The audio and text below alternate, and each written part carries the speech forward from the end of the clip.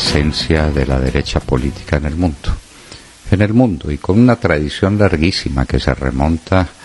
a la filosofía clásica griega, explicada mejor que en ninguna parte en la política de Aristóteles, pero que tiene sus antecedentes en presocráticos como Protágoras de Abdera, y luego en la obra máxima de Platón, en la República. Pero en Aristóteles quedan bien definidos, en su obra La Política, quedan bien definidos los contornos de esas estructuras políticas fundamentales que representan el respeto por la persona humana, el respeto por la voz del pueblo que se expresa democráticamente de la manera que convenga, el respeto por las decisiones de una autoridad indispensable para que la sociedad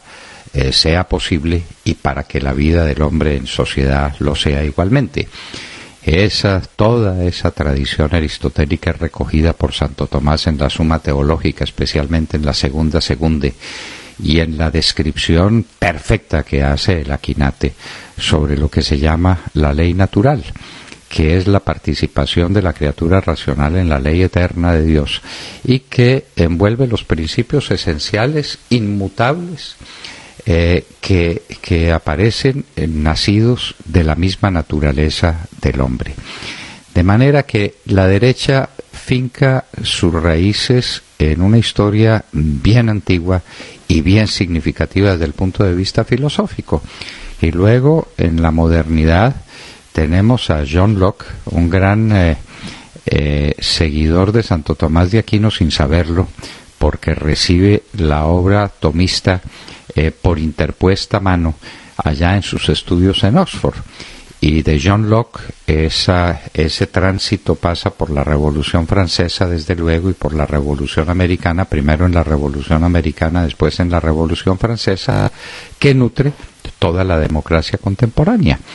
Y en el siglo XX tenemos los desarrollos de esos principios y de esos postulados en el campo económico, que es el tema decisivo de nuestro tiempo. Cómo se expresa el hombre individual y cómo es factible una sociedad donde quepamos todos a partir de los principios esenciales de la autoridad, pero que garanticen el desarrollo de la libertad individual, de la libertad empresarial, de los pilares fundamentales del desarrollo liberal de nuestro tiempo. Eso, decíamos, tiene su origen gráfico en la famosa Asamblea Nacional Francesa, donde a la izquierda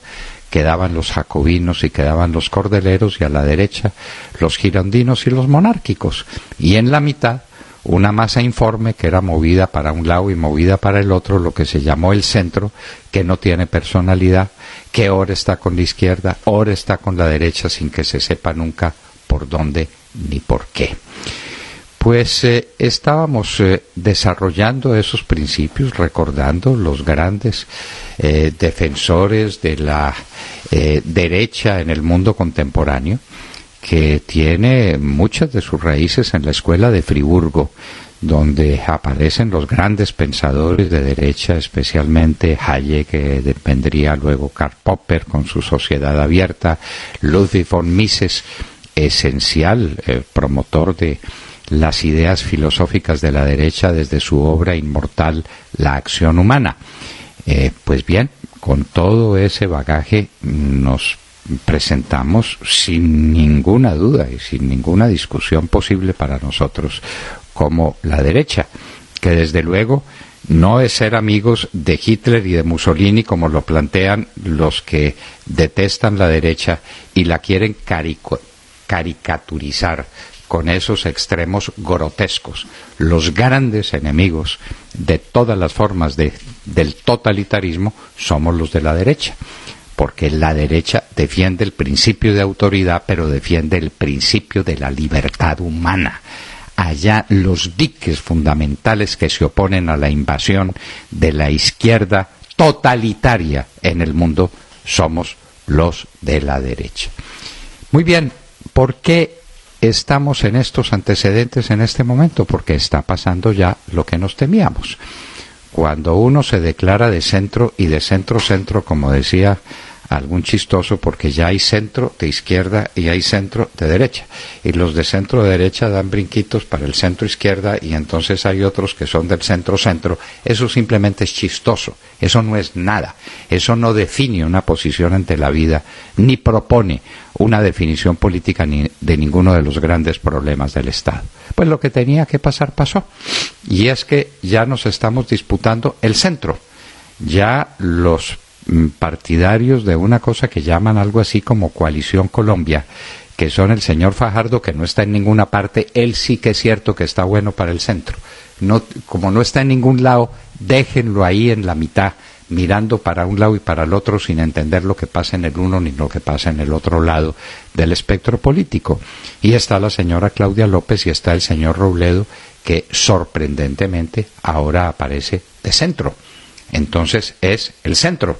y resulta que esos de centro van a tener que compartir espacio con los del centro democrático, que es centro por razones muy distintas, como lo hemos entendido siempre, en una afirmación del principio de autoridad, en una afirmación de la inversión social, que es un principio eminentemente liberal, y en un principio de inclusión social, que es el efecto fundamental de la libertad individual. Ustedes cojan cualquier país desarrollado del mundo, y los más desarrollados mejor, y encontrarán que la primera gran derrotada es la pobreza. Es decir, que la inclusión social es una consecuencia fundamental de lo que llamaría el Papa Pablo VI el desarrollo económico, que es el nuevo nombre de la paz. Pero entonces ahora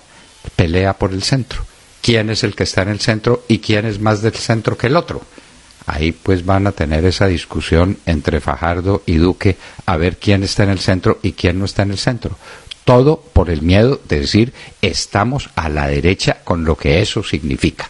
Y entonces veíamos en algún momento al doctor Duque, con toda razón, fustigando a las extremas, es decir, a los hitlerianos y a los fascistas y a los comunistas, que son hijos del mismo padre, que es Hegel, el Estado Dios sobre la tierra. Tienen el mismo papá y tienen el mismo credo, y por eso pelearon tan furiosamente entre ellos, porque no hay peleas más duras que las peleas entre hermanos. El centro, pues, no es nada ni significa nada. Y ahora en la política colombiana todos quieren ser de centro, y ninguno quiere ser de izquierda, porque sabe que eso es parecerse a los de las FARC, y que eso es marxismo-leninismo, y el país no quiere marxismo-leninismo, no quiere socialismo del siglo XXI, no quiere parecerse a Venezuela. De manera que los de la izquierda migraron hacia el centro, y los de la derecha migraron o quieren migrar también al centro, a un territorio que no es de nadie, porque es de todos,